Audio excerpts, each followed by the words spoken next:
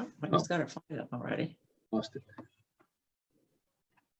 I guess it's time. We'll start. Maybe Stephen will join us. Please rise for the pledge. I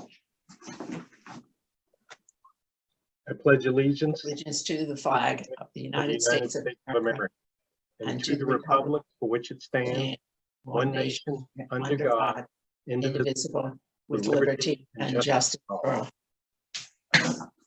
Thank you, Wendy.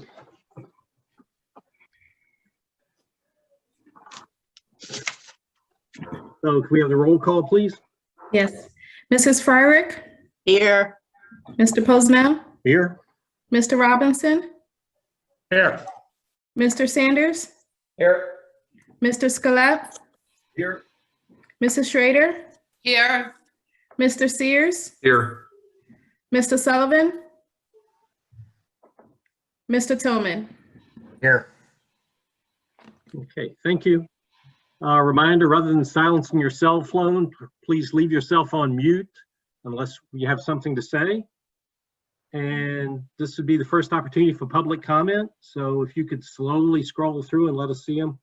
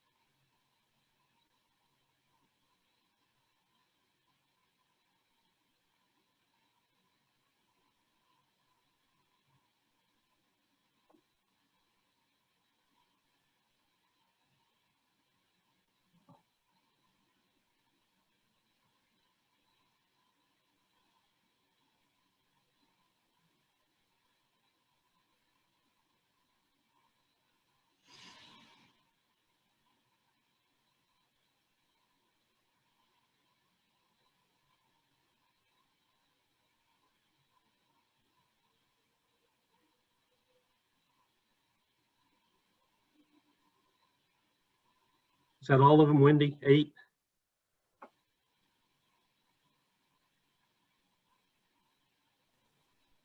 Yes, that's everything. Okay. Oh, it's Vin. Okay. My bad. No, Wendy and I try to work together, so I just answered the question. Okay, thanks.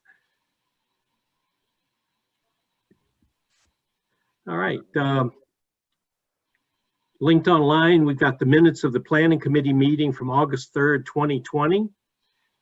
If there are no corrections or changes, I think we can approve them as submitted.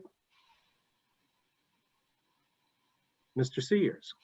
Okay, we'll start with an interest report for the month of July. Interest income was $2,288. Obviously, we'll have more as tax payments come in. Consent agenda as usual. Would any board member like any of these items considered separately, or are there any questions on any of these items? If not, the chair moves approval of the below mentioned items.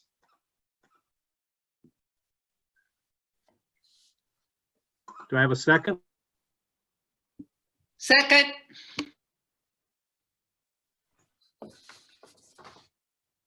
Whoops. Any questions or comments? All right, then I guess this can be a unanimous roll call vote. This will be considered a unanimous roll call vote unless I hear votes to the contrary. Hearing none, motion passes. Okay, thank you. And I guess we can move to Dr. Williams' superintendent's report. Good evening, everybody. This week, we formally had an opening day for our staff today. As you can imagine, lots of emotions being expressed today, and we're looking forward to having students on Wednesday for the transition day and Thursday for in-person instruction.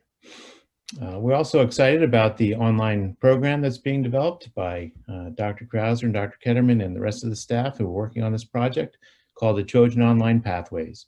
We're looking forward to having that up and running also as of Thursday. Tonight's report is going to be full of information related to the pandemic and to the opening. The first thing I'd like to share is about a predictive modeling that was done by the U.S. Department of Education's Institute of Educational Sciences. And what they did is they studied different scenarios for school openings and tried to calculate what kind of a spread there would be for the pandemic should it reach a school. Wendy, if you wouldn't mind putting up that first graph related to that.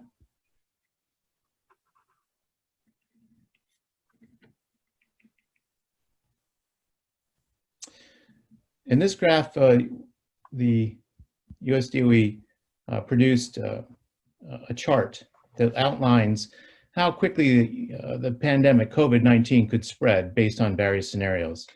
The scenario A at the bottom with the shortest bar, that's a scenario where schools open like normal, there's no pandemic, there's no precautions taken for the pandemic. Scenario B is a daily attendance with some precautions, some mask wearing, some interclass mixing, but nothing extreme. Scenario C is daily attendance with precautions and block scheduling, which is something we don't use at York Suburban. And scenario D is daily attendance with precautions and students staying in one classroom, not moving from place to place. So those first four scenarios are full-on openings. Scenario E is students divided into two groups, rotating 2 days per week, which is our scenario at York Suburban. Scenario F is students divided into two groups with weekly 4-day rotations. And scenario G is students divided into 5 groups, rotating 1 day per week.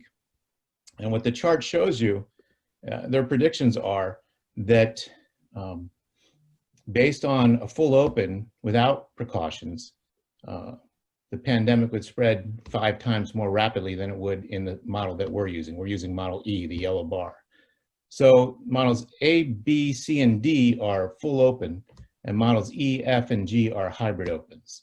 So based on what they know about the spread of COVID-19 and the scenarios in which those schools would be operated, that's how they're predicting the spread would go for COVID-19. So what you can see is that hybrid models are going to restrict the spread much more severely than full-on face-to-face models. And that's at the high school level. Wendy, if you go to the next page, please. It's similar for elementary. You'll notice that there's no scenario C and D because those are not common in an elementary level. So you have scenario E is ours, the yellow one, and the two to the left are full opens for elementary schools. So similar results, whether it's an elementary school or a secondary school. So what that tells us is that the model we've chosen for face-to-face instruction is supported by this research that was done by the U.S. Department of Education. The next thing I'd like to do is talk about the PDE guidance. We're getting a lot of PDE guidance in the last couple of days. Late last week, PDE provided new guidance about in-person learning. It appears that the state is no longer going to rely on whether a county is red, yellow, green, or what the case might be. Instead, there's new designations have been created. There are low risk, moderate risk, and substantial risk. And Wendy, if you would put that chart up, please. Next page. And this is how the state has decided that it's going to provide guidance to schools based on the current situation in the counties. Right now, York County is in the moderate section, which means incident rates are 10 to up to 100 per 100,000 people. And you can also see that there's a percent of positive test results that are a factor. And what they're recommending in a moderate scenario is hybrid or 100% online, which happens to be our model based on this data. So the question begs the question, what happens if we ever get to substantial? Well, just because the York County might go to substantial doesn't necessarily mean that we will go to full remote learning.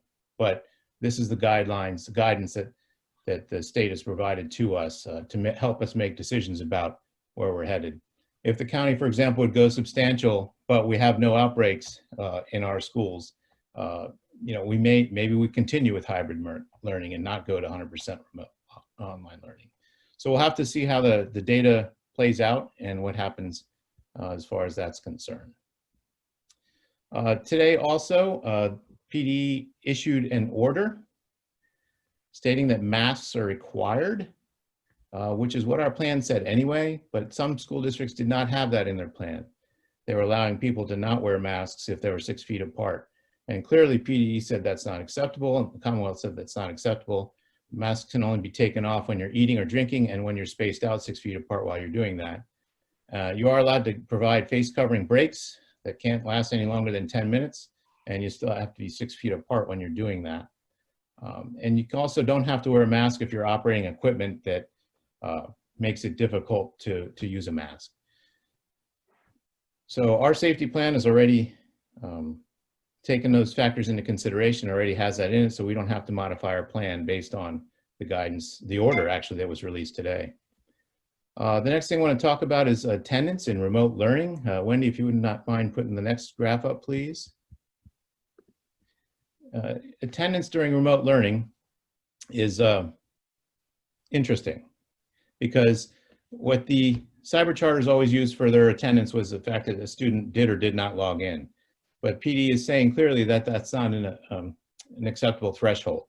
Not only do you have to log in, but you have to accomplish something while you're logged in. And this little chart here shows you how you would be considered in attendance based on whether or not you logged in and whether or not you actually participated in some activities.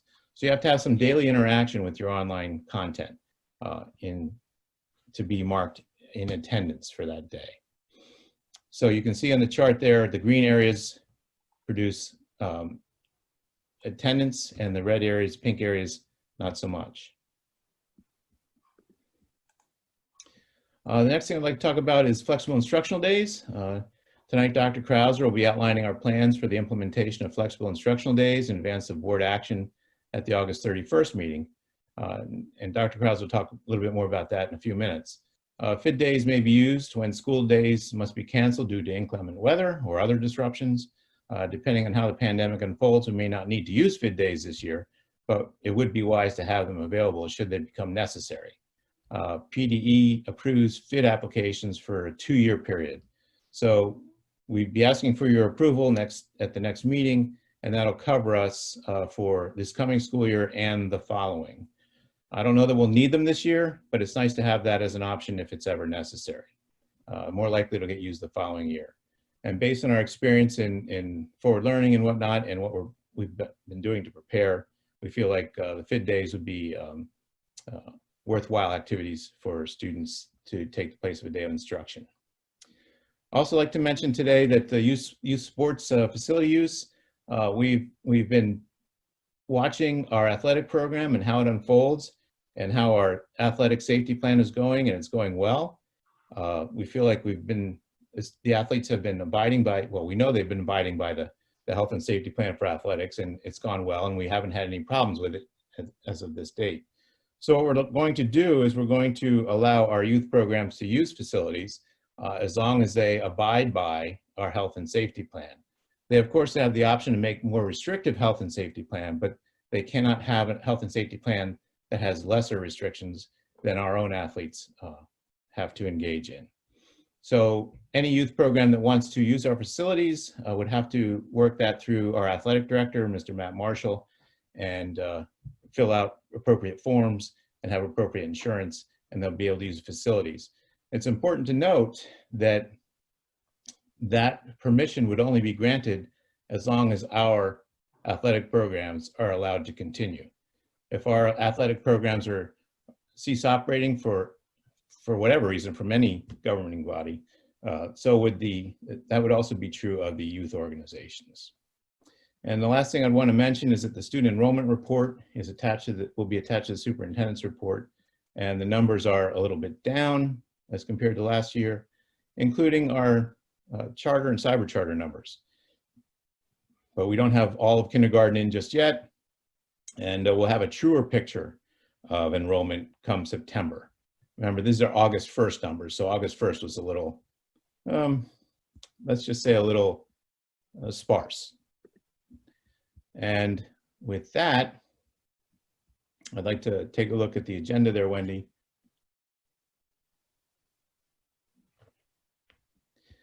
Thank you. And with that, I'll turn it over to Dr. Krauser to talk a little bit more about the flexible instructional days. Thank you, Dr. Williams. Good evening, everybody. As you can see from the document that was provided this evening, it's our application process for flexible instruction days. Dr. Williams kind of mentioned there may arise a circumstance that prohibits the school from delivering instruction in, we'll say, our customary measures. And that ranges anything from an epidemic to weather conditions, could be snow or hazardous materials, and anything in between regarding the interoperability of the school, busing incidents that would allow us or prevent us from delivering that instruction in a way that we have customarily used. The process for that in the FIDS application is for us to outline a process that shows how we would respond to that. A big portion of this is clear communication. The plan outlines our plans to make sure that we're communicating very clearly with the families before a FIDS day would be implemented. So clear understanding of what was occurring at that time. Here's where the value of what we learned from last year's forward learning, as I've said a few times over the last few months, we received great information from our students and our families, as well as our teachers, about what worked well with forward learning and what did not work well with forward learning. And from that, we have changed our instructional strategies to meet the needs of the students and the families on days that we're not in school in a customary way. So the big part of this first would begin with the communication. The FIDS day would be enacted, clear communication home would be taking place, and then the teachers would take that sole responsibility. We know they're the key or the primary indicators of that success for students. It would be a continuation of learning. It's not an outset. I think a few years ago when FIDS were getting started, a lot of people would perceive that to be a take-home something out of the sequence of learning. Knowing what we know now and the experiences we've had with pivoting very quickly with remote scenarios, we're able to keep the continuity of education appropriate and in context of where we're moving across the learning plan. So from there, the teachers would take that key role and begin the planning and apply for those opportunities for students to have at home. And again, we are one-to-one, so we'll be able to provide those accommodations for all students as necessary to make that happen. A couple other items that were submitted in that application were the expectations and responsibilities of students and staff.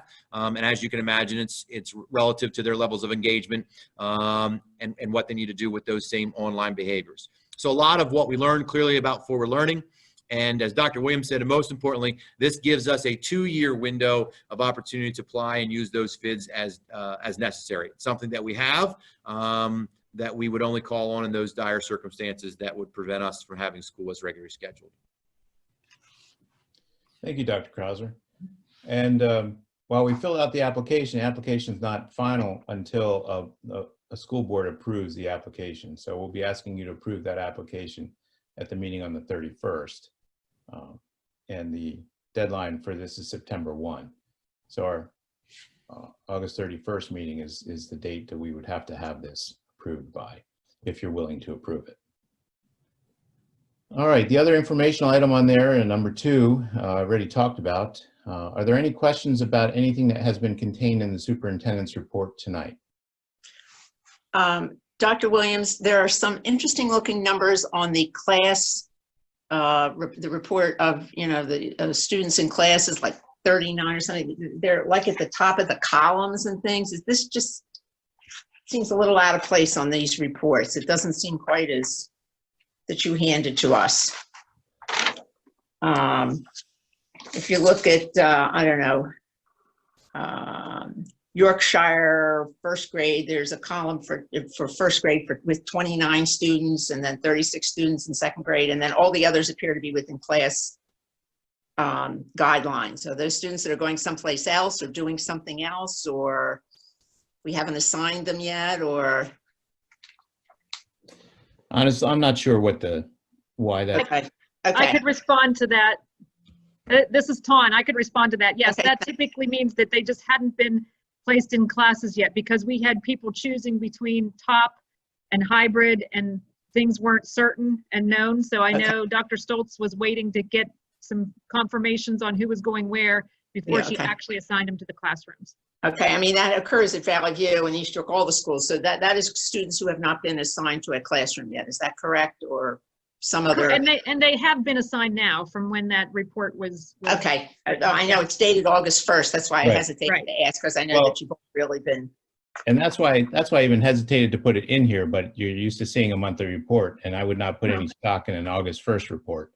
Okay. We'll have better numbers on September 1 report. And even that won't be really solid. So I'd say October So you- would probably be here. Till you figure out who's who. Well, October 1st is the number that the state uses, right? Is that correct for our That is enrollment correct.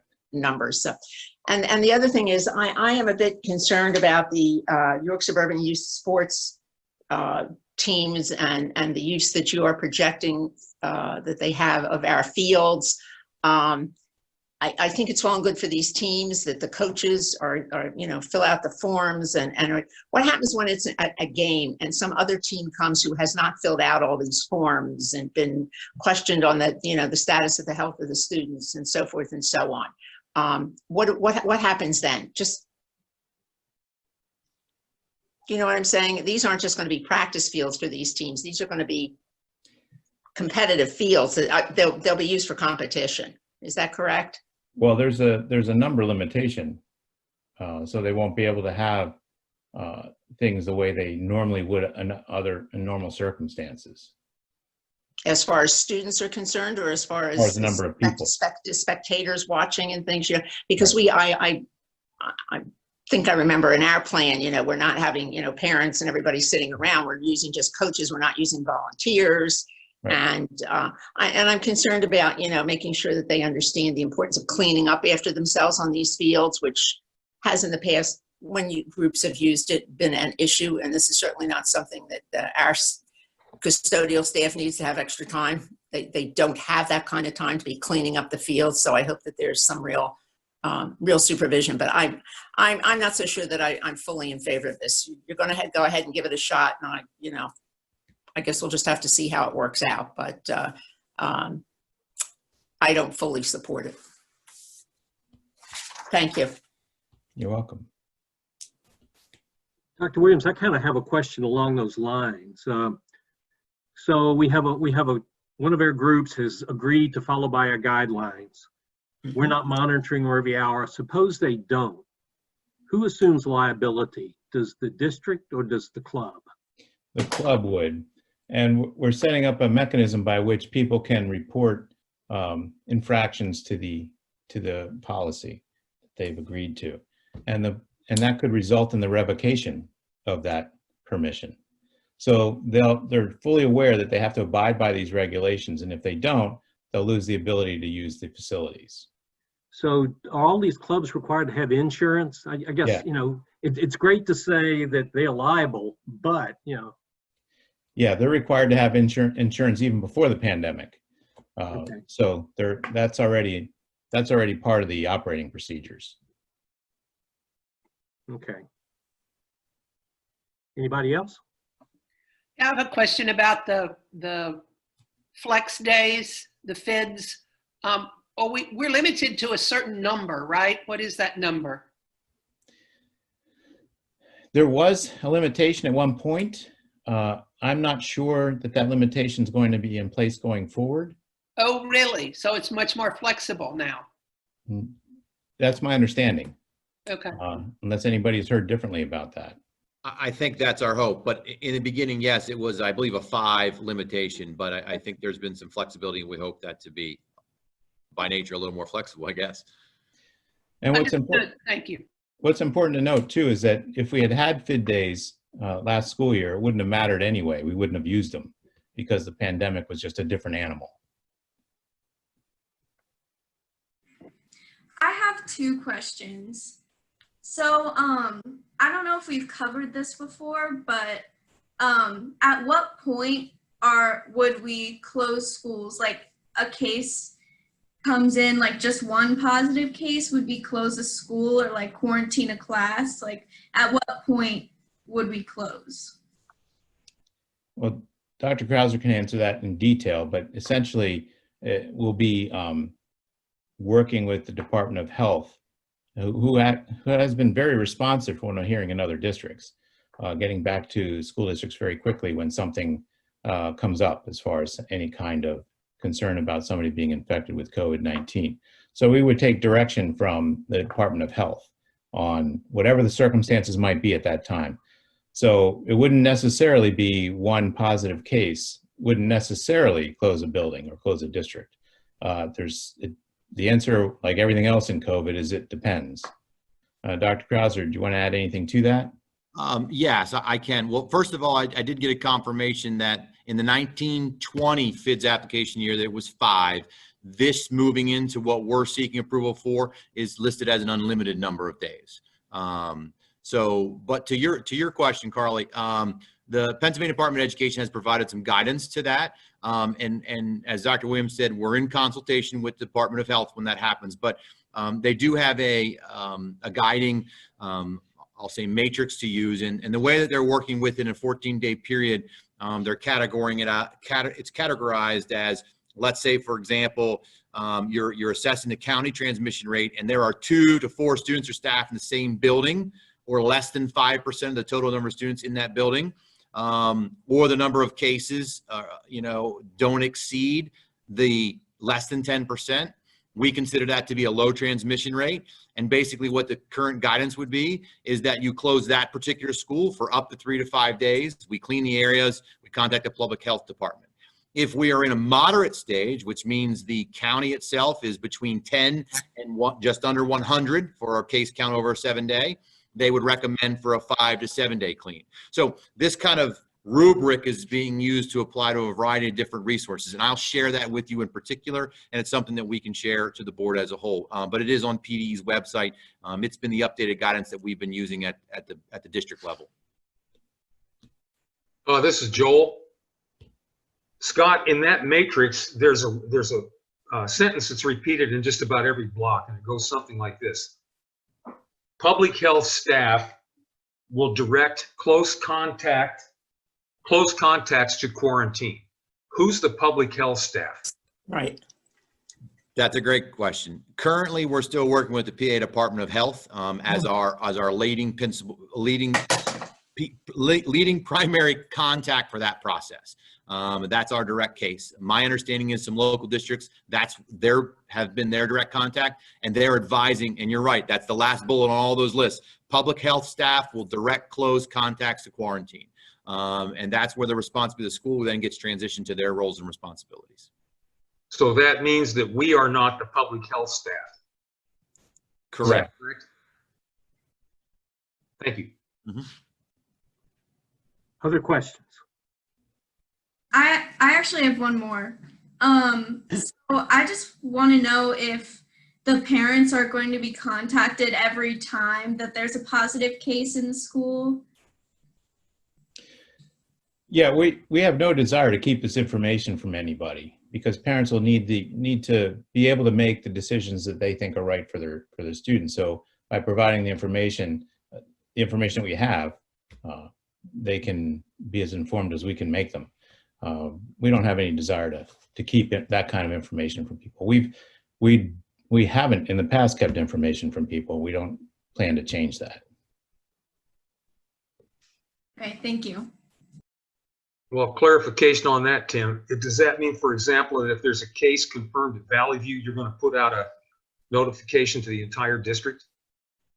Potentially, especially if that person has a sibling in another building. Then of course we would notify by default would notify anybody that person lives with, whatever building they might be in. But I don't know, we may share with the entire district, we may not. It just depends on the circumstances. There's so many possibilities, it's hard to give a definitive answer as to who would get the information, depending on what that information is. Thank you. John, I have one question, if I may. Sure. Dr. Williams, on the outside use of the athletic facilities by the soccer clubs, if I understood the policy correctly, infractions can be reported. I mean, that just struck me as kind of odd in that we're going to have secret agents going around looking for violations. You know what I mean? Nothing, we're not going to take anonymous reports seriously. They have to provide contact information so that we can have a conversation with that person who wants to make us aware of some inappropriate behavior or some violation of the policy. Okay. So they have to provide their name and contact information so we can actually have a conversation with them to start the process to figure out if there was any kind of violation. We're not going to assume just because somebody reports something that there was a violation. Okay, so it won't be a hotline. Hey, I got a hot tip for you. Somebody wasn't wearing a mask. Well, the hotline is to contact the athletic director. Okay. So. Okay, and I'm going on the premise that if there is a valid violation, his word is law. I mean, if he pulls the plug on a program for violating, or team rather, for violating the protocols, that's it. That would be it, but he's not going to do that without consulting Dr. Krauser, Dr. Ellis, and myself. Okay. Yeah, That's enough for me. Thank you. Others? So another question on informing parents about cases in the school, are we governed by any, I'm going to say, HIPAA regulations on how specific we can be? Because I know at my work, I was not allowed to be specific at all. right. And that meant that communication was pretty much useless in identifying or helping potential contacts to determine if they were in danger. So what level of specificity can we expect as parents? Attorney Say would like to chime in on that. Yeah, so HIPAA does not apply in most situations in the school district setting. We have a separate statute called FERPA, which protects confidential information in a student record. So FERPA is what we would look at, and we would certainly take the same precautions to not identify information in a student record relative to a student who has, the diagnosis, a probable or confirmed case. Notifying that someone has the confirmation is different than identifying who it is, who their family members are, that sort of thing. So yes, we have to take those same confidentiality precautions. And I think you had a case, you or another district had a case in the spring and notices were provided, but confidentiality was highly preserved. And you're gonna see that in every district who has any sort of case. That's what you do. And we only contact those individuals who have a need to know, and then broader considerations relative to the overall school setting are made relative to contacting, say, or noticing all individuals in a school building. But that person is never identified. There's just a very, very rare scenario where the actual name of a student or a staff member would have to be revealed because someone's life was in danger. And I don't see that occurring in this particular circumstance. So it's a FERPA requirement, not a HIPAA requirement. But it would allow us to identify, say, the classroom where the case occurred. We may not even get that specific. It just Well, depends. that's where it becomes kind of useless. Well, If you say there was a case in the middle school, you have 90% of the people that potentially were not anywhere near that case, but they're all now wondering if they were. And that's a difficult situation to manage.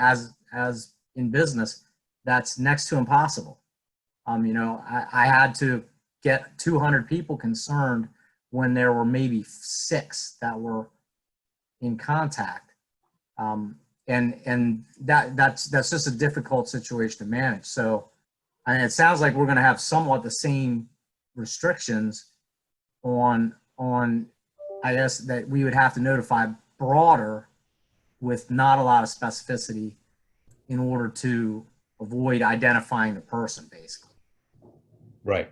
Whatever we would notify parents about would have to be in a way that it would be impossible to identify who the person was. Well, Okay. can I chime in there real quick? If somebody tests positive for COVID, they've got to go quarantine, right? So if I'm sitting next to Billy one day and Billy's not there for the next 10 days, it's pretty obvious Billy's quarantined because he's the person that has COVID. So how are you addressing that situation? We don't have to address that situation because if you notice that Billy's gone after a case was declared, you deduce that on your own. I got it, but We didn't tell anybody about him or her. There's nothing in the law that says we have to prevent people from figuring it out. And just to address the specifics of both of those nuances that Mr. Toman and Mr. Sanders raised, the balance that school districts have are, yes, there are going to be people who have to quarantine because of close contact, or because a relative has COVID, or because they have COVID. So if someone is out, it's not going to be easy to identify why they're out, but it might be a COVID-related reason. It may not be because they're a confirmed case. It might be because they have continued exposure in their home to a confirmed case, and they've got to quarantine till the end of that person's symptoms, plus another 14 days. So the balance for schools is going to be the reality of people being out, people being confirmed cases, and word spreading among a classroom and a whole building. So I think that's the answer that your administration doesn't know quite yet, because it's going to be a balance between managing the reaction and the reality. And so, but protecting confidentiality at every step. So there's not a concrete, we're going to notify every time we have a confirmed case in the entire district, but you can be fairly certain that a few confirmed cases are going to get put out there and the community is going to know about that. But the district still has to be able to manage the flow of that information in a way that reasonably protects individuals and their families. And if I may add to that, the underlying piece that we're doing as an organization comes back to what we talked about the plan. And when I shared that is we're educating individuals for reducing the stigma of COVID. That is an essential part of this entire process. That to your point, Mr. Sanders, how are we addressing that? We've been briefing the staff and the teachers in their understanding of what they're doing as an educator to help reduce the stigma of COVID-19, so that that result wouldn't be, let's point our finger at the said student because they're not there. And in conjunction to what Mrs. Say had mentioned about, Attorney Say had mentioned, we also see from my most recent briefing and information from the state level is 2 types of communication will occur. One will come from a direct contact tracing team. That team makes contact to the direct individuals who would be firm close contact. That's why the Mr. Sears had mentioned that bottom part. That's the Department of Health and Safety that they'll be responding to. As to Dr. Williams' point, our job would be to educate those in general that would need to know, but the direct communication that comes to a contact tracing, close contact, comes from the Pennsylvania contact tracing team that I do have knowledge of, that are very On top of it, even some most recent communication, they're in touch with those individuals really within 48 hours, and those individuals be contacted directly. And there's nothing that we have that says that those people who are contacted as part of the tracing won't go out and say, I just got a call to see if I, was in contact with Susie or Billy or whoever it is. I mean, you find when these things occur in buildings, be they good or bad, usually the bad circulates really quick for whatever reason, I think, in buildings. And I would agree, there's nothing that we can do to stop that at all. I mean, the district as the source of this information would abide by, all the rules and regs that they have, but that doesn't stop others from sharing the information. I'm guessing. Would that be correct, Dr. Krauser? I mean, somebody's contacted by the tracing group, they're probably going to tell somebody. It's like a badge of courage almost. Right. To Dr. Williams' point, we can't stop them from doing that. Right. I can say my recent knowledge of someone who's been in communication with that contract tracing team, it's very business specific. And here's who we know you've been in contact with, and they give them very specific directions of what to do and who they should be contacting. Is there any chance that they will eventually turn some of this tracing and stuff over to the county health departments as opposed to the state department doing this? Or, I mean, that just seems like a huge undertaking. A lot of counties don't have anything. I get that, unless it's Dr. Howie helping us from the city. But, I can't, I'm having trouble envisioning the Pennsylvania Department of Health, once 500 school districts are up and running in some way or other, being able to handle. We've been told they recently employed 1,000 nurses. They found 1,000 nurses. Yeah, that's what we've been told. Okay. The point is very well taken, because based upon my experience in other school districts, the DOH is there to provide contact tracing and guidance. However, the district, I believe as part of your plan, already has steps in place to enable efficient contact tracing within the building. Rosters, knowing where students are, having sign in and sign outs of buildings. That's going to be critical, because those DOH people can only go so far as knowing your building. And so there's going to be local levels of contact tracing. I've already been a part of those conversations with student athletics and school districts that have those issues, because all that happened well before those 1,000 people were hired. So there is an element of district responsibility, and I think you guys are well positioned to do that. That's what your plan has you doing. Okay. Thank you very much. And the next item is the policy 204 attendance. Administration recommends the board approve the proposed revisions to policy 204 attendance. We had the first read and the second read on this policy, and you may recall that these revisions are due to mostly to changes in the required attendance years for students. So moved. Second, Ellen. Any questions or comments? I think this can be a unanimous roll call vote. This will be considered a unanimous roll call vote unless I hear votes to the contrary. Hearing none, motion passes. Thank you very much. And tonight, instead of building principals reports, we'll be hearing from Ms. King, our social worker, and about what she has going on in her world. And her world is very busy right now. I'll turn it over to Miranda. Thank you, Dr. Williams. Good evening. I love when I have the opportunity to speak to all of you about kind of what's happening in our community with our students, faculty, parents. So I'd like to start by giving you a huge shout out to the Impact Foundation, specifically the students and the parent volunteers. This year we had an astronomical amount of requests for backpacks and school supplies. We provided 343 students with pretty much brand new backpacks, school supplies. We were able to give every sixth grader a calculator that they would have through the years through their middle school academic career, and any other need grade specific. We usually try to cater the school supplies to classrooms so that each kiddo has the supplies that they need for their specific grade level. In combination with that, the students were hard at work fulfilling orders every Thursday. On average, we were filling requests for about 20 to 25 families every Thursday. So these are families that are food insecure, don't have the financial means to afford hygiene products, toiletries, toilet paper, paper towels. We also were able to team up with Horn Farm and Sprout of Hope again this summer to be able to provide some fresh produce to those families as well. And then we continue to have our relationship with the York County Food Bank to provide milk, eggs, bread, you know, those sort of substantial items to families that are identified as being food insecure.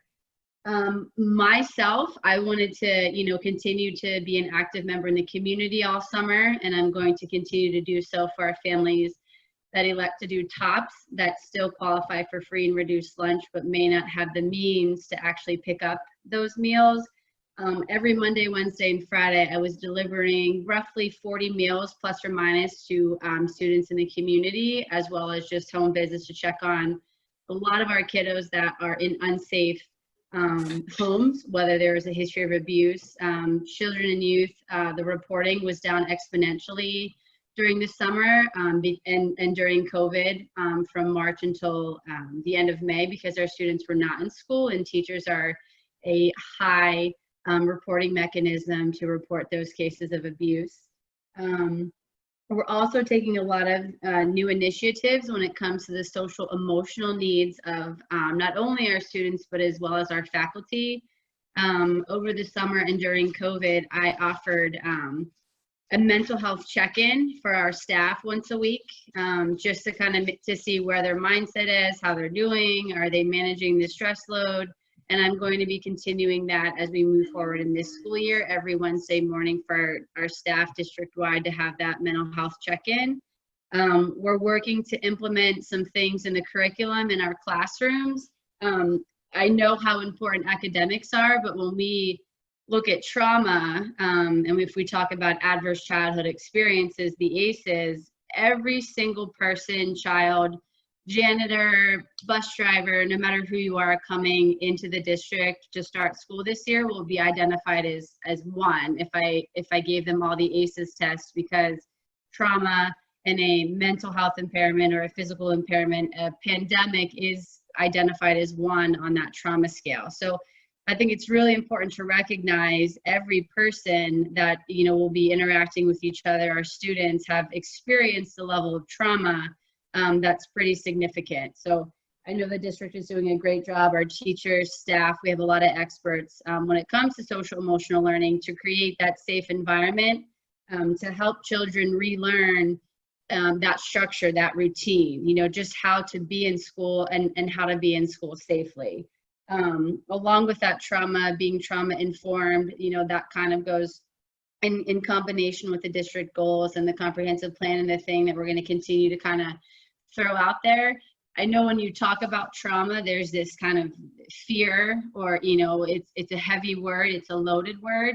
So I, you know, constantly reminded staff, you know, it's more about being trauma informed, but also healing, and how do we heal from those traumas that our students have maybe experienced while they've been home. I think it's also really important to note what I've seen in the community.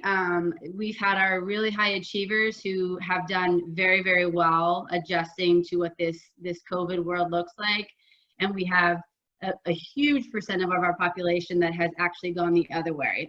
I've dealt with a parental overdose from drugs already this summer, some suicides, parental suicides as a result of kind of that mental health burden. A lot of students very fearful on kind of the unknown.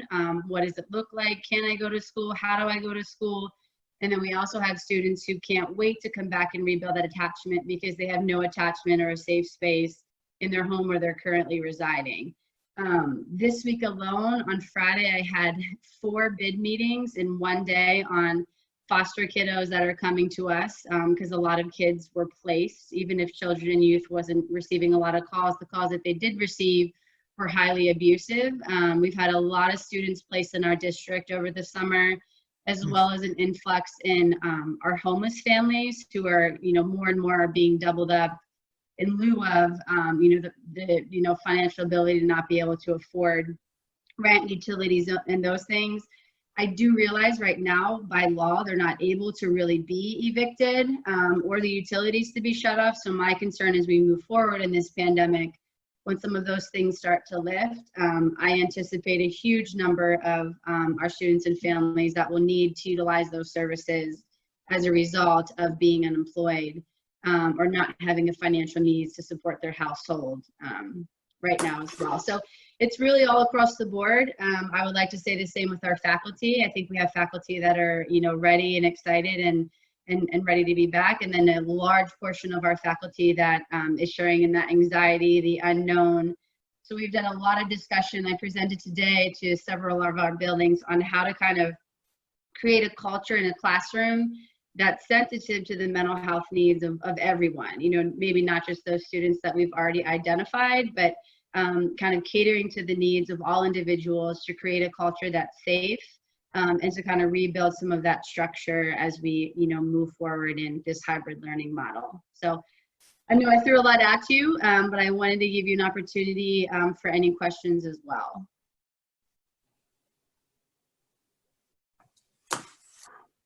Wow, no questions? What? I hit the unmute button late, John. Okay. Ms. King, I didn't quite get the part about suicides or attempted suicides. Could you go over that again? Yeah, I think it's the CDC. I actually saw an article today that there's been more students, not in our district, but students in general that are dying by suicide compared to, COVID, that's more of an epidemic and concern mental health wise, as opposed to actually getting, a physical illness or disease. I have not had any students die by suicide this summer, but we have had a few parents who have reached that or nearly reached that or succeeded in, in dying by suicide. Okay. And a follow-up question, if I may. Is this burden falling basically on you, or do you have any kind of recourse to outside services, or do you not sleep at all? I sleep. I was telling everyone today, I went on my first vacation for 10 days where I did not take my phone, my computer. I totally was able to disconnect. So I was very proud of myself for that. It's been really awesome to see a lot of our administration and faculty step up in a big way. I've had a lot of people reach out over the summer to help with deliveries, to help, kind of disseminate some information. We have huge experts, Dr. Rodenberg in our school psych, that are, continuing to kind of push out that social emotional learning and, developing resources. We have a huge page on our district website that all of the faculty now knows how to access, that we're constantly uploading additional information at their disposal.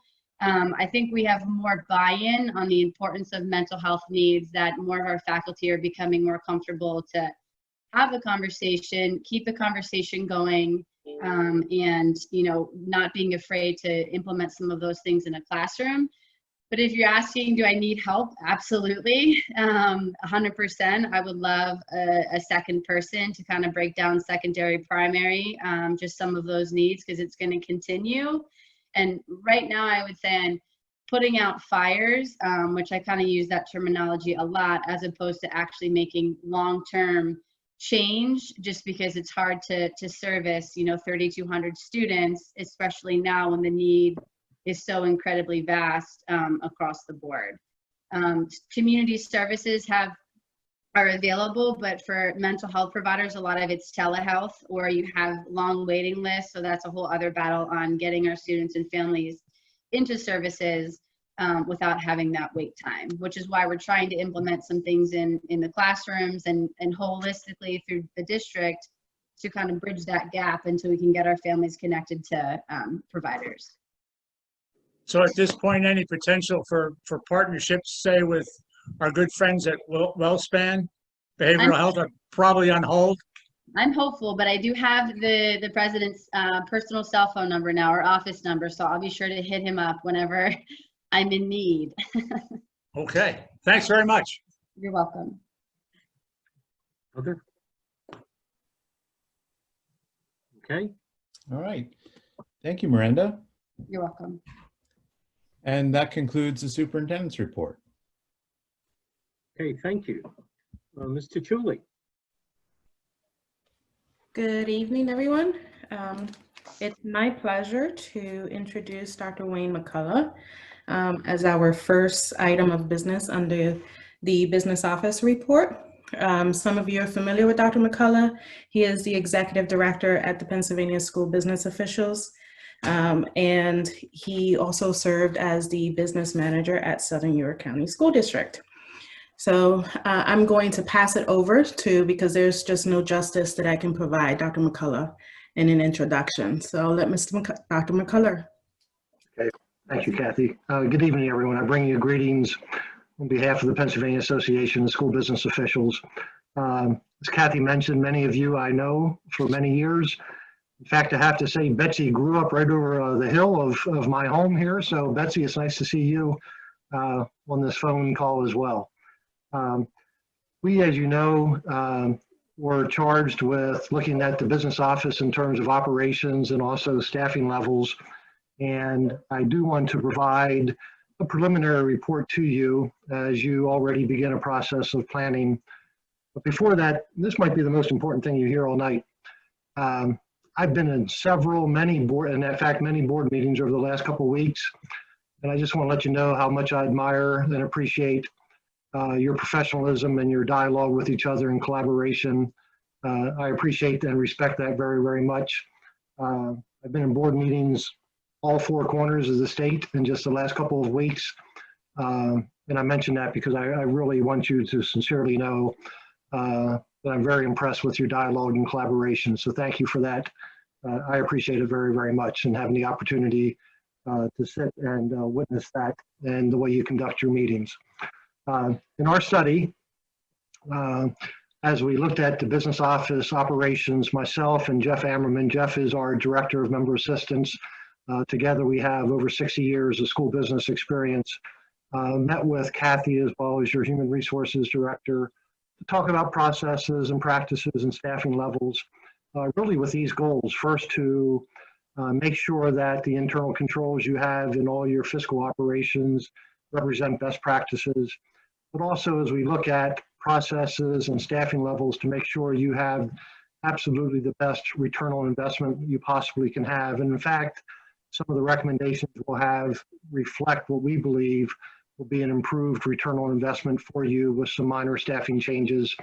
Also to make sure that you have cross-training in vital positions in payroll and benefits. And in doing so, you'll see we'll recommend that the business office is staffed at a level of 5 individuals. And we believe that this can be achieved really by shifting some various duties around. We'll share that briefly with you, adding a half-time position and using a current vacancy in the Buildings and Grounds Department. And Barry, it's nice to see you this evening as well. So these 5 positions are broken down this way. First of all, position 1, which is a current administrative assistant to the Director of Finance and Operations, we believe that that position should be converted to a new position, which would include accounts payable and purchasing primarily as a specialist position. We believe there's an opportunity to add value to your organization by having a person dedicated to these areas, but primarily in the area of purchasing. Purchasing has become much more complex over the last few years with the variety of options that are available to school districts. But again, we believe that there'll be a return on investment by having somebody dedicated to review all purchase orders, but also to do a lot of searching for best values that are available in all of your purchasing processes. And we also believe this position will provide improved internal controls, having a person solely dedicated to accounts payable as well. The second position is we're recommending changing the existing accounting position. More important than removing some of these areas of responsibilities is to allow this accountant time to focus on accounts receivable, and in fact, working to oversee your existing contracted food service functions as well as the student activity fund.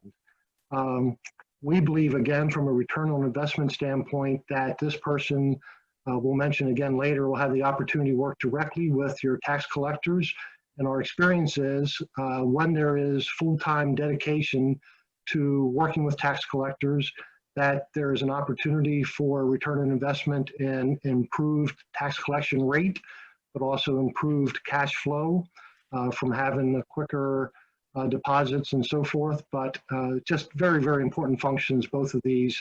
So it would be our recommendation for the second position. Third position we recommend is the existing payroll benefits position be cross-trained with the administrative assistant to the Director of Human Resources.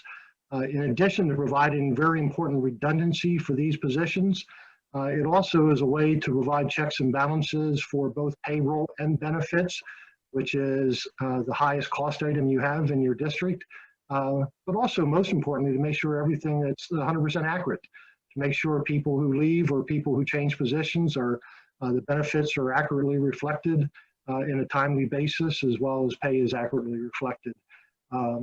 So we believe it's very important to have that cross-training happen for this position. Position 4, we recommend that the position of administrative assistant for the operations and central registration also be assigned part-time in a shared role with the Director of Finance and Operations in the role of administrative assistant. We believe that this will allow the Director of Finance and Operations some needed time to, again, focus on analysis, budget preparation, and other high-level work that's important for them to do. And then position 5 is our recommendation that you hire a new assistant business manager. We believe this is, well, not we believe, we know this is typical for school districts your size and number of students, number of staff, but also in your budget, the scope of budget. And we also believe this position can be partially funded through not filling a vacant position in the Buildings and Grounds Department. Certainly won't fund it all, but could be partially funded by not filling that position. That in our conversations, our understanding is that that position is no longer needed.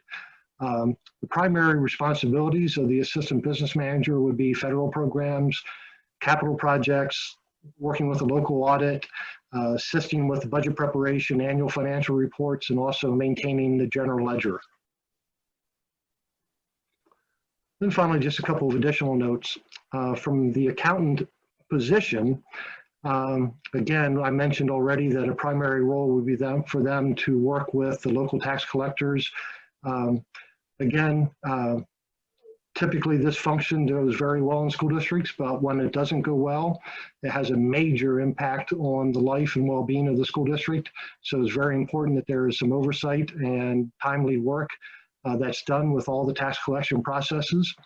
I also want to mention that we did discuss the possibility of a third-party payroll service. We don't believe that is the best way for York Suburban to go at this point, primarily because typically the third-party payroll services take all the information, input information that's provided by the district, so there will not be a savings in terms of staffing levels that you would need should you go to a third-party payroll service.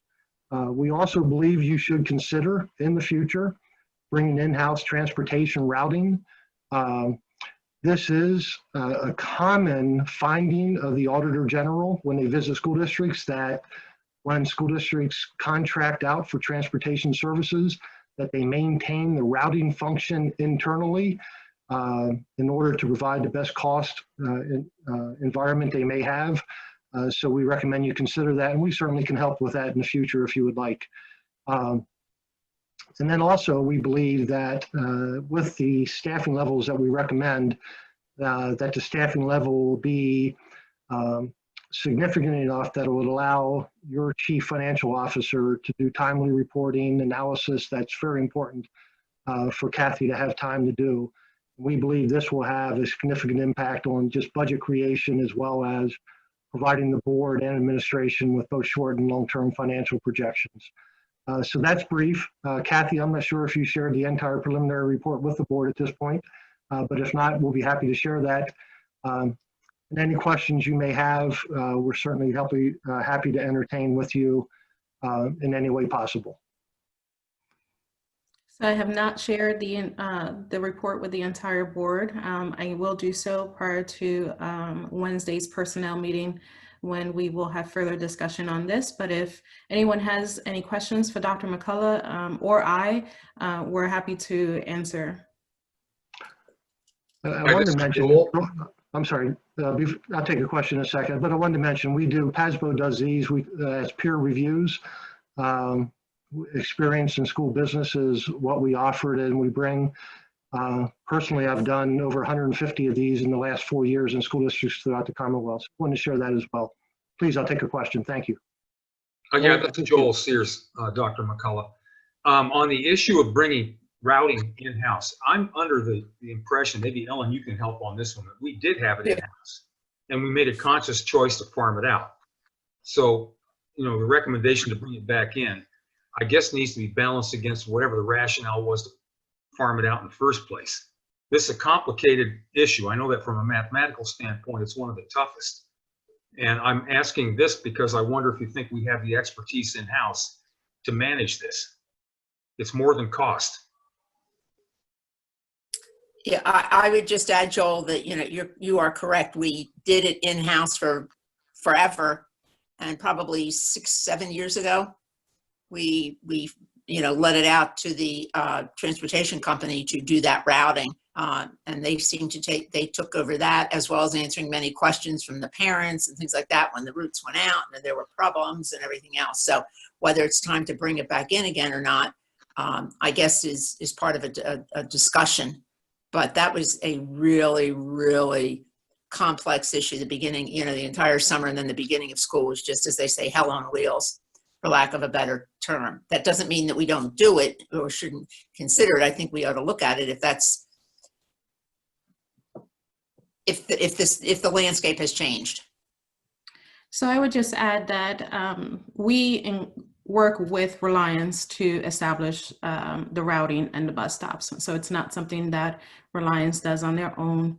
We do it together. We look at routes every summer to establish either whether or not we need additional buses, or if we could eliminate buses, and so on and so forth. That's not to say that we would not require any training in-house, since our staff currently does not work with the software that we have with Reliance on a day-to-day basis. They will absolutely need training to ensure that we know how to establish the buses, the bus stops. But that's not to say that we couldn't do it. I believe that the individuals that we have in the office are more than capable and would be willing to take it on. I also believe that bringing it in-house would provide more efficiency of our bus routes and could result in some significant cost savings. Well, Kathy, you just sort of answered my question, but I just wondered if you could elaborate, Dr. McCullough, a little bit on what it would be to our advantage as a school district in taking that responsibility back on ourselves. Thank you. First of all, the comments were right on. It is very complex. It's very detail-oriented work. It takes a lot of experience and skill to route effectively and safely. I have not reviewed all of your transportation data. I have met with Kathy briefly to look at the transportation end-of-year financial report from a subsidy basis. Primarily, I was speaking from an Auditor General perspective. And the Auditor General's perspective is that the district should have oversight on route development because they're the ones that have the vested interest in making sure that the routes are developed in the most efficient and cost-effective manner, including ways to maximize your subsidy. I'm not personally commenting on your current arrangement with your contractor. However, it is a best practice for that routing to be done in-house from that perspective. Well, oversight in my mind is different from completing the task itself. It appears that we currently have oversight, if I'm understanding Kathy's previous comment. Is that accurate? Would you say we have oversight, Kathy? I would say that we have, yes, some oversight in establishing the routes and bus stops. I mean, I'm just thinking in terms of workload that we have. If we took it back from Reliance, would we pay them less? We would. We do pay them a full person to do the work for us, and we would bring that in-house. Okay. I could jump in here, just first transportation related. If memory serves, I think Reliance, or did we make an investment in the software platform? We purchased the software. Okay, so if we take that back in-house, does that come back to us? We have the rights to the software. And then the second one's for Dr. McCullough, and forgive me, I haven't seen the full report, and I guess we'll see it on Wednesday, but you are using the term return on investment for pretty much every position. Can you help me understand how you think about that more universally? Is it the investment in the person, or where have you gotten success from it, and what does that look like from other districts that have embraced your recommendations? Thank you. I want to make sure I'm unmuted. I think I am still. No, that's a good question. For example, return on investment, no, I'm really from a financial standpoint. For example, in providing what I believe is the time of an individual to work directly with tax collectors, who provide the return on investment based on our experience, a higher tax rate of collection, as well as cash flow in terms in that. So when I talk about return on investment, really is from a financial standpoint, Mr. Sanders. So like if I spend $100,000 for all of these roles, how would you say, like $120,000 in savings, or how are you quantifying that? I did not cost that out. I'm happy to do estimates for those for you as we do a final report. But I think there is much more return than there is investment. Okay. So when you were coming up with these five positions for, and again, if this is bleeding into personnel too much, then I'm more than happy to dive in deeper on Wednesday. But when you came up with these 5 positions, did you do it based off of what we currently look like, what we're currently spending, and what we would be spending to fill these 5 roles, and then get a return from there, or is it more of a loose return? No, it's looking at your existing staff compared to what the cost of your additional staff would be, including our experience then on what the return would be in terms of additional tax collection, perhaps, as well as some benefits related to the other positions as they are recommended. So it's looking at your existing staff. So what districts have done it well, and what kind of returns have they generated? Well, we've seen from providing the oversight for tax collections, we've seen anywhere from 2 to 3% additional tax collection, but perhaps more importantly is a quicker cash flow return for payments and deposits. Okay. So a significant amount. Okay. All right. Thanks. Yep. Thank you. Other questions? I think you're off the hook. Not a problem. It's a pleasure to see everyone. Thank you. And before I leave, I do want to mention, thank you for sharing Kathy as a member of the board of directors for PASBO. I've personally known Kathy for several years. In fact, when the position at York Suburban came, I had a chance to chat with Kathy about it and highly recommended Kathy. You have an outstanding person. You have an all-star, and I know you realize that.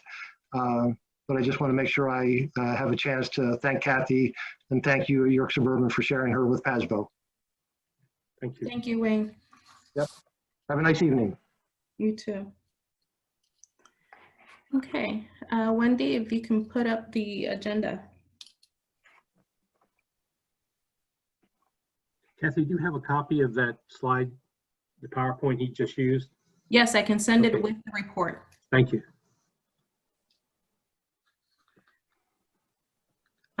And I also want to mention, and I can discuss this more on Wednesday as well, but in terms of our oversight of our tax collection, we can do a better job in doing so. Dr. McCullough shared with me a tax collector manual that he had developed and recommends to many districts who do not hold the tax collection in-house. And half of the items there, we just don't get to. So I just wanted to mention that the additional position would allow for time in doing things that we don't get to right now.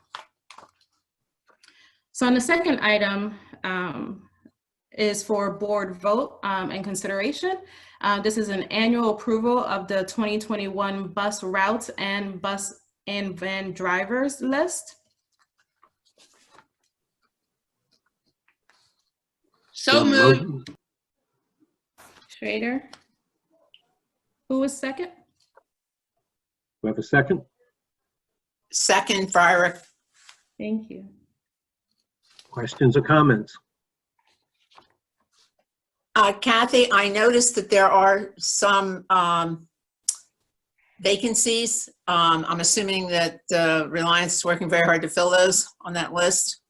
They do work really hard to fill those vacancies, and we're in constant communications with them about any vacancies. Okay, is this fewer or more bus routes than we had last year? This is the same. Same, okay. Other questions? Then this can be a unanimous roll call vote. Okay, this will be considered a unanimous roll call vote unless I hear votes to the contrary. Hearing none, motion passes.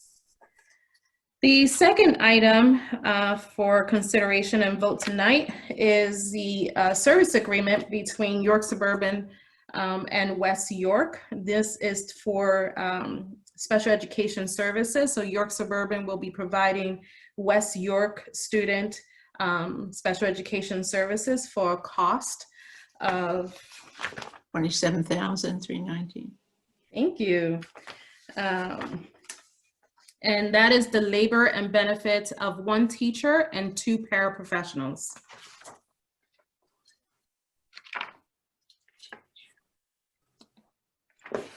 We have a motion? So moved. Second. Questions or comments? How many students will this cover for West York? This will cover 1 student, but there are a total of 8 seats in the classroom. That's the Okay, prorated so cost. I'm sorry? This is the prorated amount. Okay, all right. So we had an opening in our autistic class, is that the idea? Yes. And that's why this came about, is that correct? We had an opening and West York was in need. Okay, thank you. Other questions?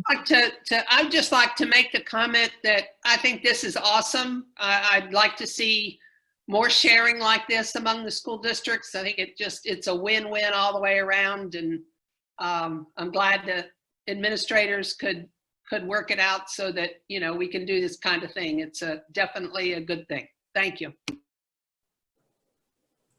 Then I think this can also be a unanimous Actually, roll call vote. quick question, John. Okay. Kathy, so the cost to bring the West York student to Suburban is, they're paying us $27,319. Is that what I'm reading correct? Yes. What is our cost for the district per student? That would be the cost. 1/8 of a position. It's right. 1/8 of the positions. Okay. Other questions? Then I think this can be a unanimous roll call vote.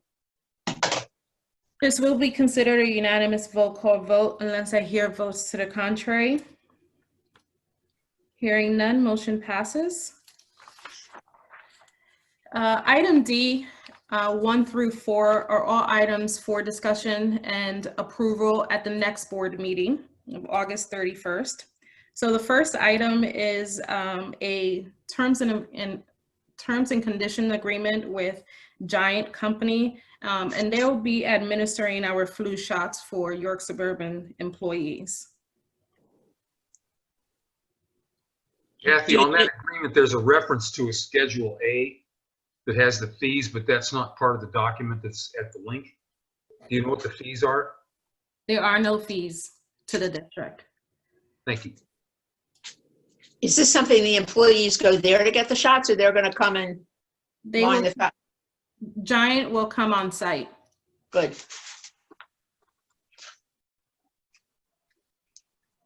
And I just have to make a correction, Mr. Sears.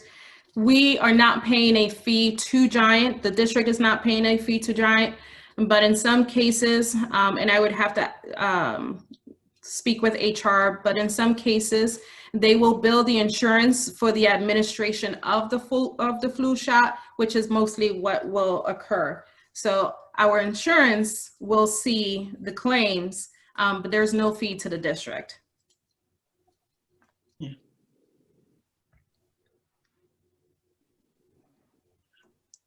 Kathy, on number 3, the Pyramid Health Care, is this something we've used them in the past? This just isn't ringing any bells with me at all. Do you want to just review number 2 first? Oh, I'm sorry. It's okay. The second item is a service agreement for Soaring Heights School to provide a one-on-one paraprofessional in the amount of $120 and per day, and this is an increase of $5 over the prior year. Now, this is not to say that we'll have a student in Soaring Heights, but the agreement usually comes every single year as an annual agreement between us and them in case we do place a student in that facility. The third, if there are no questions on second item, the third item is the service agreement with Pyramid Healthcare to provide special education services, and you've seen the fees there. I would have to defer to Natalie whether or not we've used this service before. We have used them. That is what is High Road is the name of the school in York County that we send students to. So we have used them. Last year, I think, was our first year using them for students who need a little more intensive emotional support or behavioral support than we can provide in-house. Is this somehow included in our budget for this year in some way or form, Mrs. Hassenfuss? It is. Okay. How many students do we typically have perhaps that need this, are in need of this service? I would say under 5 a year. Okay.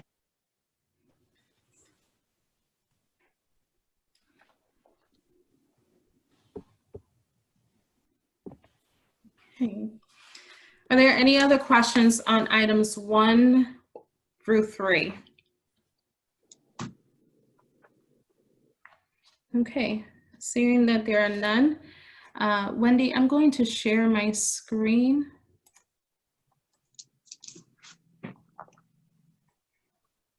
This is a follow-up from the Property and Finance Committee meeting.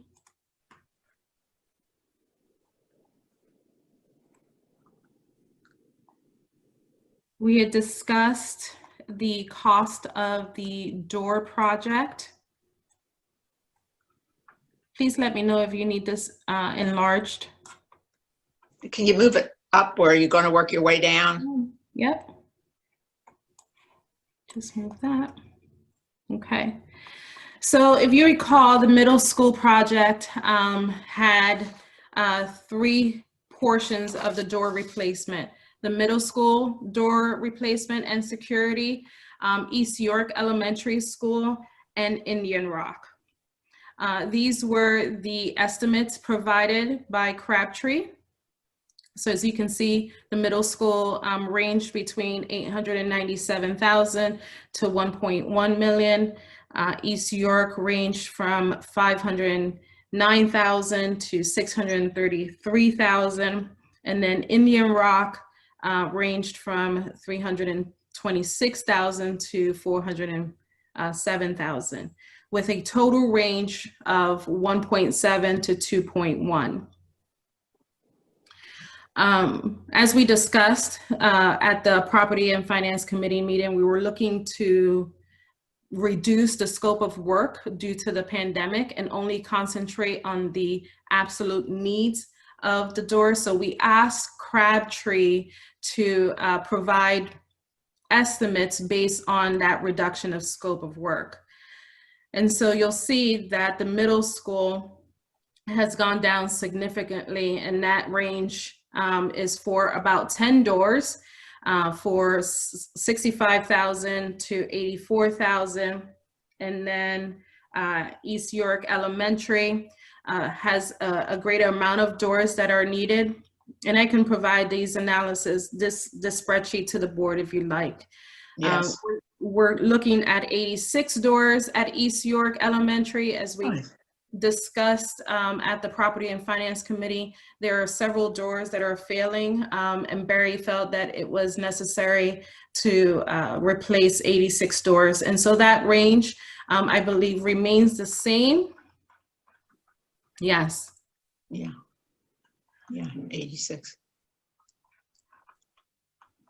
And then at Indian Rock, this is 2 doors that we are considering replacing for a range of 12,643 to 16,682, with a total amount of 587,000 through 734,000. And so the reason why we bring this up to you now is because we had spoken about rebidding these items. If you recall, when we had bid these items back in the spring before COVID hit, one of the things that we were concerned about was the lead time of the arrival of the doors. And that was between 6 to 8 weeks. That was just the arrival of the doors. And so after discussion with Crabtree and with Barry, we felt that it was necessary to delay and go out to bid again in the fall. So if we want to have these projects for next summer, so the minute that school lets out, then we need to rebid the project in the fall. And in speaking with Crabtree, they encouraged that the latest that we could, send these out on the street was November, December. And so they need to prepare, update the bid specifications, and do all the legwork for the project itself. And so we wanted to bring that as a topic of discussion for the board tonight. Does that mean at Indian Rock there would only be 2 doors that had non-keyed entry and the rest of them would be as they currently are? That is correct, yes.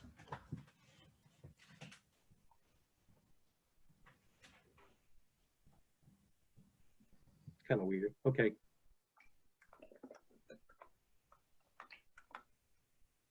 Wait a minute. Barry, 86 doors at East York. Is that all the classroom doors and all the doors and everything else? Yes, it is. That's all East York, as we've always talked about. Yes, it is. And East York is the most, is in the most of the door replacements. The other 2 buildings can wait. The doors are okay. We were just simply going to do those so that we can have access control for all of our buildings. But East York, the doors definitely need to be replaced.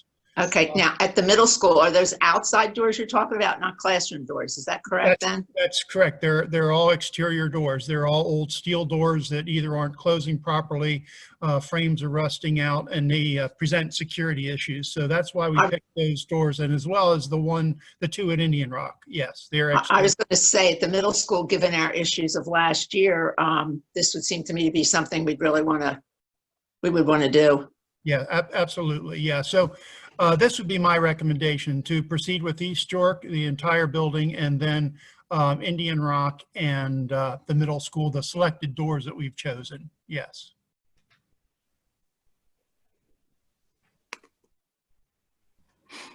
Board members, questions?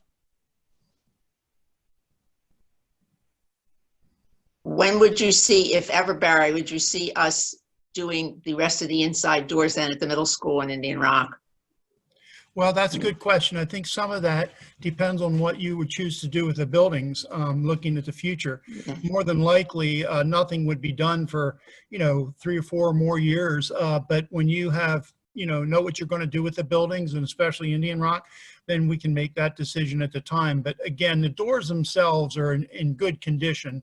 The primary reason that we were going to replace the doors and/or frames in both those buildings was to add electronic access control. Okay, so they both just remain key access. Yes, they would at this time, until such time that you decide what you really want to do with the building. Okay.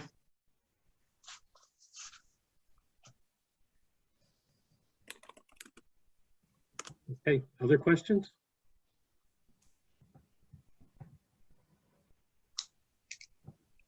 So next steps on that, just back to property and finance, or? Mr. Sears, would you like for it to be put on the Property and Finance Committee meeting for more discussion? No, I don't think that's necessary, Kathy. Okay. Okay, so we've already received approval to go out to bid initially. Attorney Say, do we need to request additional board approval to rebid? Are you rejecting and rebidding, or you're just rebidding with new specs? We did reject back in the spring. And you're now rebidding?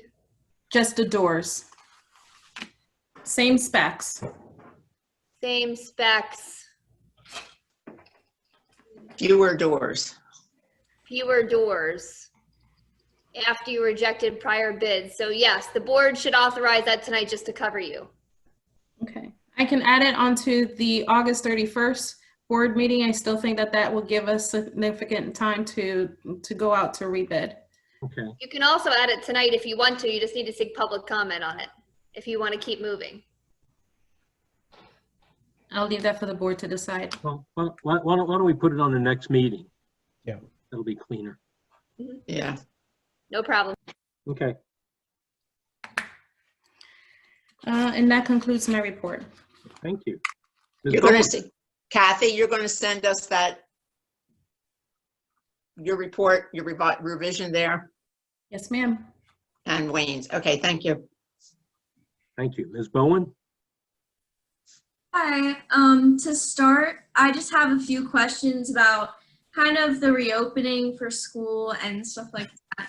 So as students, will we be told on our first day what is expected of us on our days off from like in-person learning for the hybrid? Go ahead, Dr. Krasner. Yes. Hi, Carly. Absolutely. The first day upon arrival, as well as prior communication. So depending on which students are attending on Thursday, they may be receiving information from the teachers via email. But yeah, you're getting a detailed explanation from your teacher depending on the class and the subject and the learning option in which you're involved. Okay, thank you. Just give me 1 second. So there were a few questions about the in-school, which I've gotten from some classmates. And it was, will there be temperature checks like every morning before we go into school? Yeah, Carly. Currently, temperature checks are not a process that's done on school site. The current guidance that we have, which has recently been updated by the Pennsylvania Department of Education as well as the PA Department of Health, is those would be the self-check symptom checks that you're doing each morning in your home. But it won't be done on school site. All right. Also, if you're sent to the nurse's office or something like that. Okay. Also, are the students able to use lockers and water fountains? So lockers are not going to be used. Students will be transporting their materials in their own book bag. All the water fountains are turned off, but we have installed in each building auto and infrared design, non-touch fill bottles so that you'll be able to refill your own water bottle without having to touch a device and or access any touch to contact part of your water bottle. So there'll be a place for you to refill personal water bottles. All right, and that's the only kind of water fountain like that's available? Yep. And they're all touchless. So they're You know, they're infrared, so when you bring your bottle in, it'll automatically fill it for you. Okay. Also concerning the TOP program, students, some of them have asked me why some courses aren't offered in that program. Sure, great question, Carly. And that's just a matter of timing. We began building TOP literally 2 months ago, and to move an entire course catalog at the high school level just doesn't happen overnight. So we've prioritized as best we could to get those courses available. And Dr. Ellis and his team are providing all kinds of solutions to make sure that we can try to accommodate schedules as best we can. So some classes are being actually integrated directly from a regular classroom and streamed as a possible option. Classes that we don't have curriculum moved to in a TOP setting, Dr. Ellis and his team are also offering some a la carte options where we would have to outsource any specific curriculum that we can't do internally. But that's just simply a matter of you know, taking 100+ courses that happen in a high school and the diversity of everybody's schedule to try to move that curriculum instantaneously. That's just a matter of time. Okay, thank you. Also, students, same with the TOP program, they would like to know where they're supposed to be online for the first day of school. Another great question. Yes, as this information is literally coming out day to day, it will be happening in the next 2 to 3 days. We actually, Dr. Ketterman and I were meeting with some of the elementary top teachers today, and I know Dr. Ellis was meeting with his team at the same time. That communication and outreach will be coming from them in the next day or two. And I'll kind of echo that back to where we are with regular classroom teachers. In the prior years, classroom teachers were reaching out to their students a week or two before school started. Now it's literally a day or two before school started. And you kind of heard at the beginning of this meeting, and when Mrs. Freiberg was asking about class sizes and that design, we literally are still placing students in the schedule over the last few days. So little patience that we're asking as we continue to kind of make those student schedules fit at the very end, but they'll be hearing from their teachers within the next day or two. I know some of them were sending out information today and tomorrow, but they'll definitely hear before we begin classes on Thursday. Okay, and lastly, same still for the TOP program concerning the Infinite Campus schedules that were put out. They were wondering what the abbreviations, I'm not on the TOP program, but some student asked what the abbreviations mean on the IC. Sure. And again, that's going to be course and class specific. What I would recommend to those particular students is to contact directly to their counselor if they're at the high school or middle school level, and or contact their building principal. A lot of the transition as we've been moving these materials from what we would call our building level calendars into a Trojan Online's Pathways calendar. It's coordinating the way Infinite Campus talks to the courses and the sections. So sometimes there's some renaming that don't directly fit into that course catalog that you might see at the high school. So what I would do is if there's a specific question to the title or course number or code, just contact the counselor that they have in the building and or the building principal, and we can be able to add more details about that particular class and the way it's coded in Infinite Campus. And I'll also add, Carly, that even as of today, we had some schedules just by the nature that kind of were overlapping. And again, all the principals have been communicating saying, hold tight, schedules are still being developed. So we did have 1 or 2 areas I know at the elementary level where they were actually overlapping, where 2 classes were overlapping. And I know Mr. Henry and his crew were working on that today to resolve any of those conflicts. So again, the best advice there is to have that particular student contact their building counselor to make sure they have the right sections lined in. All right, I'll let them know. That's all the questions I have for today. Okay. So to continue, Link Crew met 2 days in August to train for this upcoming Wednesday for freshman orientation. And they've been wearing masks, social distancing, and making sure for that day to abide by all social distancing laws in the activities that they are participating in. Student Council is meeting next Wednesday at 10 a.m. via Zoom. And recently the seniors organized a senior sunrise where they all went to the school to go watch the sunrise, of course, social distancing. And for Minithon, we're still continuing to flock. So orders can still be purchased through online. And we are also doing something new this year where juniors and seniors are able to pay to use chalk to draw on their parking spots, and all the benefits go towards Minithon. And that's all I have for my report today. Thank you. Okay, thank you. Let's see, you have a link to the committee meeting schedule, and for committee reports, personnel, Mr. Robinson. Thank you, Mr. Posnell. You have before you the personnel report, which includes resignations, employment, positions, athletics, extracurricular leave of absence, and volunteers. Would any board member like any of these items considered separately, or are there any questions on any of these items? If not, the chair moves approval of the aforementioned items. Second. Questions or comments?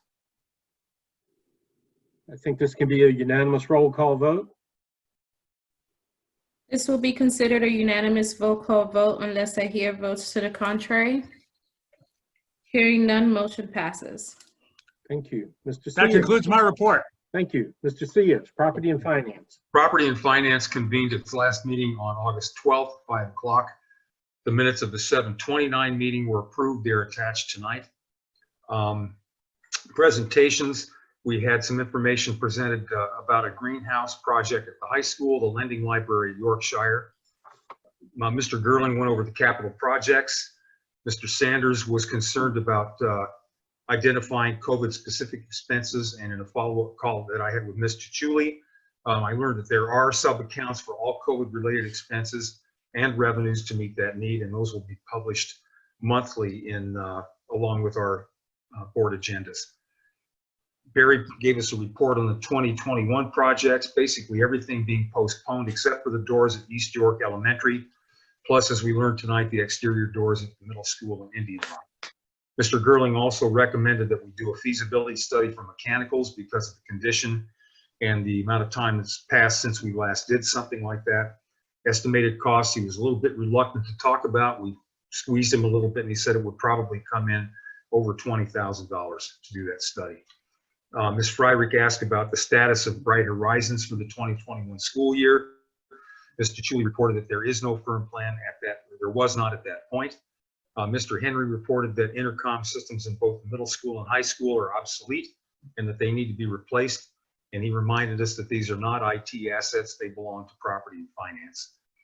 The high school floor project, our architect is asking to be compensated for some extra oversight work, an extra $10,000 on top of the $7,500 that was in the original not to exceed bid. So we're having some discussions about that. Our next meeting will be September 9th at 5 p.m. We adjourn the meeting at 6:25. That's my report. Thank you.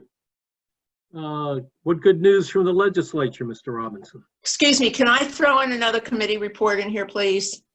Communications, if that's all right with you, Mr. Posnell, real quick. In consultation with Dr. Krauser, we concluded that we would not hold the communications committee meeting in August. Once we reviewed the agenda, a lot of the items seemed to be very informational, and felt that the staff was going to have enough going on in the next week or 10 days to get school up and running and give it its full attention. So we decided to cancel the meeting, which I think you have all gotten that notice. There are just two or three items I'd like to call to your attention, and you can find them all on the website. One of them was Steve Whiteley, science teacher at the high school, was recognized for his leadership development award in helping the Minithon students raise over $480,000 in the years that they have been doing this project. The YS Pride from April of 2020 was recognized by the Pennsylvania School Public Relations Association Award for Merit. So congratulations to Nick Staub on that. And there were a couple other items we wanted people to be aware of that you can go to the website now and find the annual reports from the past for the last, I think, 6 or 8 years, something like that, as well as the Trojan Online Pathways website on the district website. So I want to make you aware of these, just these were informational items, and that the committee is not meeting this month. Okay. Well, since you're on a roll, and I'll come back to Mr. Robinson later, keep going. How about Oh, okay. Lincoln Intermediate. you jumped in front, so just stay I'm there. sorry. Well, one was a committee report. It was, yeah.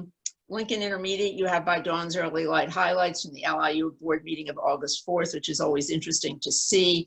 The JOA, which is in charge of the York Learning Center, will be opening this fall for some of their classes, as well as the York Adams Academy, which will start the year working remotely, which is the way we finished last year. I'll jump right into that report. We are very pleased that many of our students will be returning today and tomorrow. The faculty is meeting to be in touch with all of these students, as well as touch base with their schools.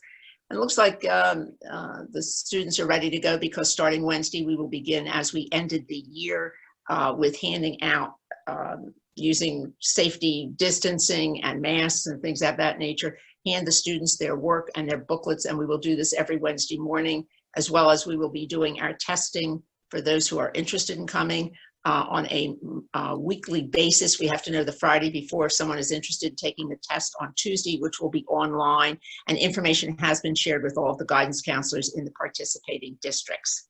So that concludes my reports. Thank you. Thank you, Mr. Robinson.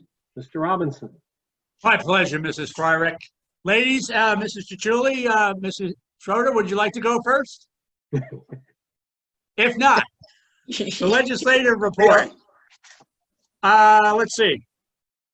PSBA sent out a legislative alert today, urging all legislative liaisons to send a letter to the governor requesting limited liability protection. Yeah, I saw that. And to report same at tonight's board meeting, and urge each and every one of you to send the governor a similar letter. There is one prepared. If you've not received that, please let me know and I will forward you the text. You may actually get a return letter from the governor's office, which will probably be about as informative as a French war communique. At the last Property and Finance meeting, there was mention of attending township planning commissions. I'm happy to report that Springersbury Township will be holding its next planning meeting this Thursday, August 20th at 6 o'clock. It's available for attendance through a Zoom link that's posted an hour beforehand on the township website under the heading of latest community news. I'm sure all of you are going to rush to change your social calendars so that you can attend this august event. In addition, we're starting up our meetings with local legislators once again, starting with the only individual that we have not seen to date, which would be Senator Dave Arnold, who actually represents a sliver of your county through Springersbury Township, among other municipalities. To date, Senator Arnold has not responded, but I'm sure he will.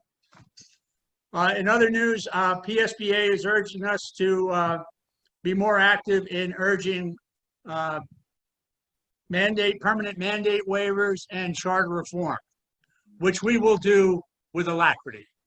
That concludes my report, if there are no other questions. Thank you. Let's see, where were Ms. Schrader, York County School of Technology.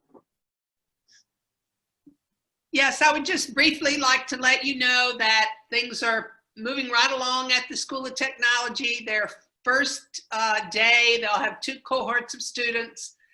The first day of instruction will be the 31st of this month. And that concludes my report. Okay, thank you, Mr. Chuli. I jumped over you. Get organized there, John. Get organized. I don't have an official report, but I did want to give you a August update on the July collections. And so we did receive a report from Mr. Tim Coe at York Adams Tax Bureau, and tax collections were up $5.8 million from July. He believes that those are mostly due to individual payments, and significantly the extension to July 15th made a huge impact on that. So for York Suburban, our collection or revenue was up $117,000 from last August at this time. But he thinks that's because all the taxes were pushed back. They payment were date. the extension on the Yeah. tax Okay. date. Okay, thank you. There is a link to upcoming events. I'd like to take a moment to thank everybody that's online watching us stream from YouTube. The board meeting schedule is linked, and Vince, could we see if there's any more public comment? We do not have any additional comments. Okay, then if there's nothing else, I think we're adjourned. Thank you.